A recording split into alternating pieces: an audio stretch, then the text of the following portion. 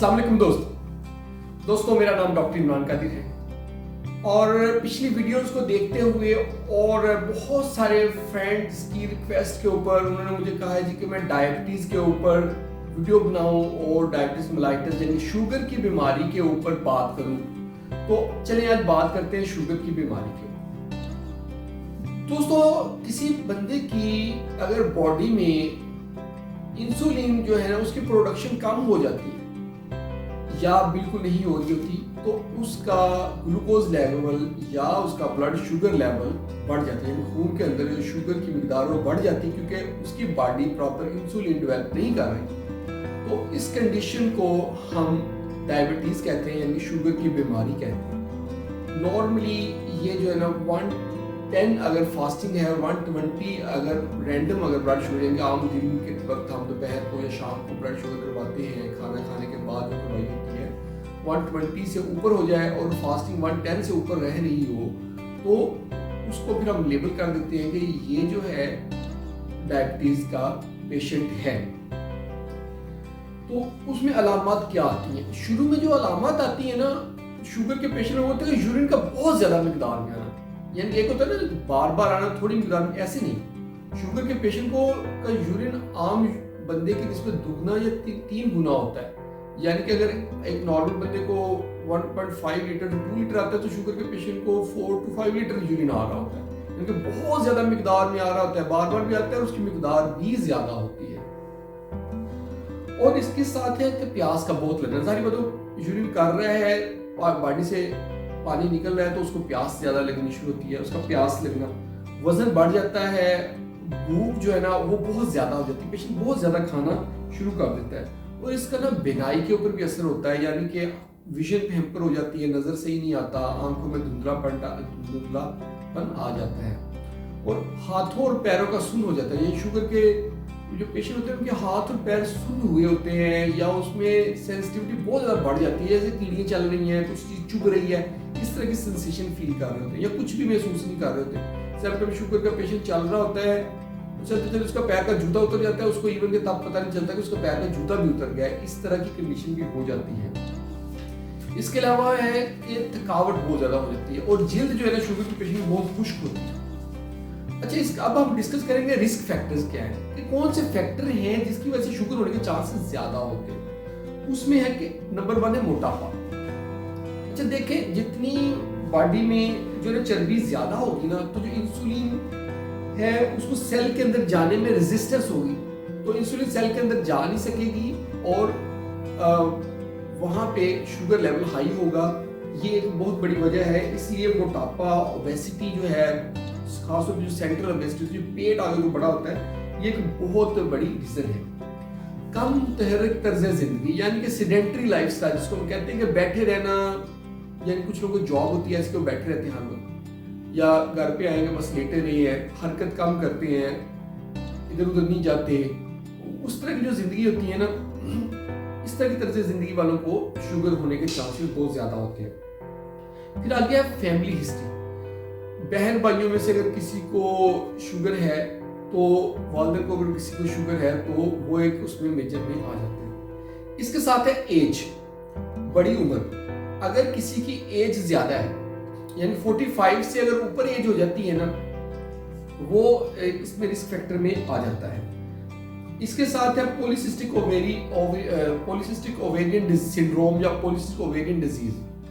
Polycystic ovaries हैं उन patient में भी शुगर होने के चांसेस ज्यादा होते हैं। जेस्टेशनल जो है जिनको हमल के दौरान शुगर हुई होती है जिन पेशेंट्स को, उनको बाद में भी शुगर का मर्ज होने के चांसेस होते हैं। ब्लड प्रेशर अगर किसी का ऑलरेडी ज्यादा रहता है तो उनमें भी शुगर होने के चांसेस ज्यादा होते हैं। आगे हम बात करेंगे प्रिवेंशन के ऊपर कि कैसे हम इसको प्रिवेंट कर सकते हैं कि किसी को शुगर ना हो। अगर किसी का वजन ज्यादा है उसे चाहिए कि अपना वजन कम करें, अगर किसी की वेस्ट ज्यादा है उसे चाहिए अपनी वेस्ट कम करें, और जितनी अपनी वेस्ट कम कर लेंगे, वजन अपना मोटापा कम कर लेंगे, जिस्म के ऊपर से चर्बी की तह उतार लेंगे, उन लोगों में चांसेस है कि रिस्क फैक्टर से वो हट जाए और इसकी प्रिवेंशन हो जाए। फिजिकल एक्टिविटी को बढ़ाएं, रोजाना वर्जिश करें और हेल्दी फूड खाएं। खाने में यानी कि मीठा कम खाएं और इसके साथ फल और सब्जियों का इस्तेमाल करें। हेल्दी फैट का इस्तेमाल करें, यानी कि ड्राई फ्रूट्स खाएं, अखरोट खाएं, बादाम खाएं। और दूसरी फैट जो है लाइक चर्बी वगैरह का इस्तेमाल, गोश्त जिसके साथ चर्बी होती है उसका इस्तेमाल कम करें, घी का इस्तेमाल कम करें, कुकिंग ऑयल इस्तेमाल करें। और इसके साथ साथ बालाई का इस्तेमाल कम करें, दूध पिए, दही खाएं लेकिन बगैर बालाई के। चीनी और मैदे का इस्तेमाल ये आप कम से कम कर दें।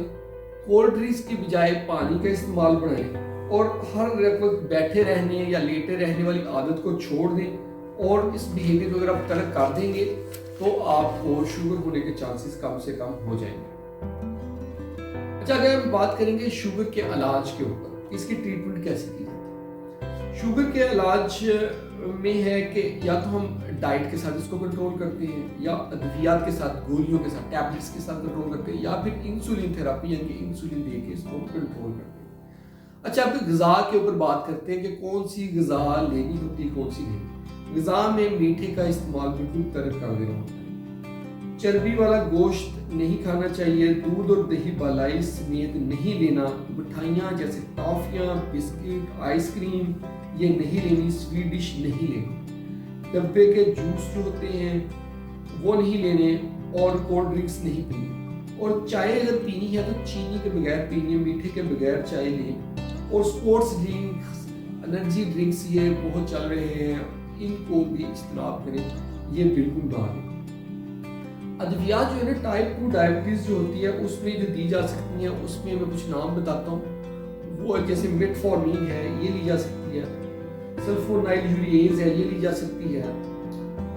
मैग्नेटिनाइड्स हैं, ये ली जा सकती है। अल्फा ग्लूकोसाइडेज इनहिबिटर्स है, ये लिए जा सकते हैं।